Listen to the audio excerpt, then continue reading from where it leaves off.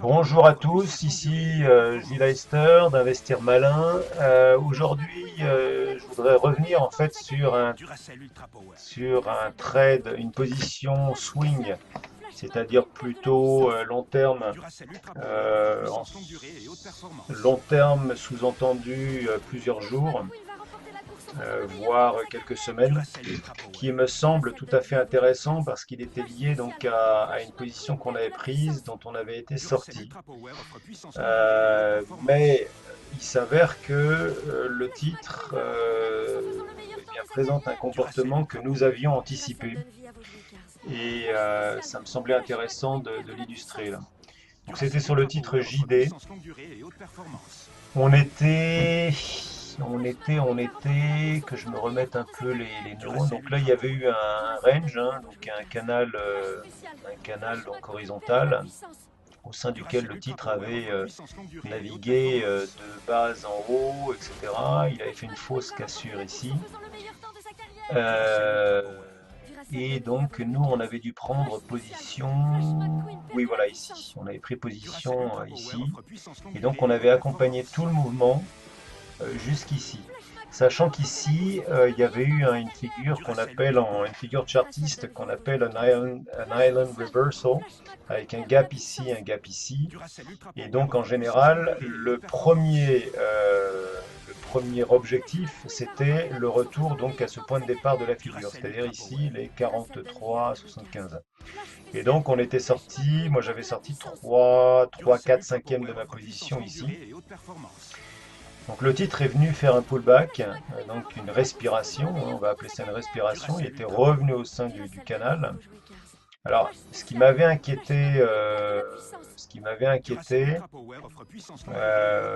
je crois qu'à l'époque, en plus, sur le marché, pareil, sur ces périodes-là, bon, les marchés faisaient un correctif, mais c'était qu'il avait retracé en fait en deçà de la valeur du chiffre rond, la 40, et qu'il avait retracé, c'est-à-dire qu'il avait fait son pullback en deçà de la moitié en fait du canal du range là. Et alors bon, j'ai des petites aides aussi, hein, donc on était également avec des ratios qu'on appelle les Fibonacci, hein, bon, ce sont des ratios, vous regarderez sur internet, mais on était donc descendu à 23, un ratio de 23, ce qui n'est pas forcément, ce qui est très très bas hein, pour une respiration. Alors évidemment, on est toujours très partagé parce que plus le titre fait une respiration basse, plus le rebond présente un potentiel d'être fort, d'être puissant. Mais en même temps, 23, c'est quand même très très bas. Généralement, on est sur des 0,38, 0,5. Ça, c'est le plus commun en fait, ce sont les respirations les plus communes.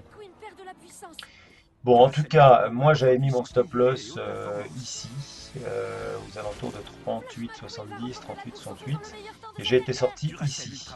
C'était le 5 juillet. Pas de beaucoup, hein, vous l'observez, puisqu'il était resté au-dessus donc des 23, là, des 38,40. Et en fait, eh ben, je vous rappelle que le deuxième objectif, c'était la hauteur en fait du range, qui était donc la borne haute du range était ici à 41,96 et l'objectif était donc fixé à 46,31 avec un point intermédiaire ici à 45,66 qui est un point assez commun concernant les titres. Hein, c'est 1,27, c'était aussi un ratio de Fibonacci avec 1,61 plus haut. Et là, ce qu'on peut observer, c'est qu'effectivement le titre est venu chercher, donc nous aujourd'hui on est le 26 juillet, il est venu chercher ce premier, on va dire sous-objectif hein, lié au ratio de Fibonacci de 1,27, c'est-à-dire à 45,66. Donc, bah oui, on peut se dire frustration parce qu'on a été sorti de très très peu. On aurait pu reprendre des positions ici et puis bah, réatteindre cet objectif. C'est comme ça. De manière, la frustration, je dirais que c'est vraiment une permanence, une récurrente, une constante en fait sur les marchés. On est frustré parce qu'on a été sorti et que le titre repart dans le bon sens. On est frustré parce qu'on est rentré trop tard. On est frustré parce qu'on est sorti et qu'on a pris nos gains trop tôt. etc. En fait, c'est un métier où c'est une activité dont je vous rappelle qu'il faut l'apprendre de manière professionnelle. On n'arrive pas à faire de l'argent, par ma connaissance, hein, si on ne prend pas, si on n'aborde pas cette activité comme une profession à part entière, avec tout le sérieux, toute l'abnégation, toute comment dirais-je, la rigueur en fait que ça demande. Et donc on est constamment dans la frustration, constamment. Bon voilà, avec des pertes, des gains, des pertes qu'on espère et dont on fait tout pour qu'il reste très inférieur aux gains réalisés, mais c'est comme ça. Donc voilà première vidéo là, de suivi sur une des premières que vous trouverez dans les semaines précédentes qui s'appelait de mémoire Island Reversals.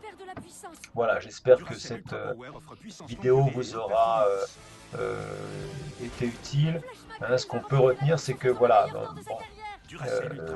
mettre son stop loss juste au-dessus d'un niveau de Fibonacci de 0,23, ça peut correspondre à une logique, mais bon, voilà, en l'occurrence, là, cette logique-là n'a pas été pertinente et elle a engendré de la frustration puisque le titre est reparti faire un superbe mouvement à la hausse.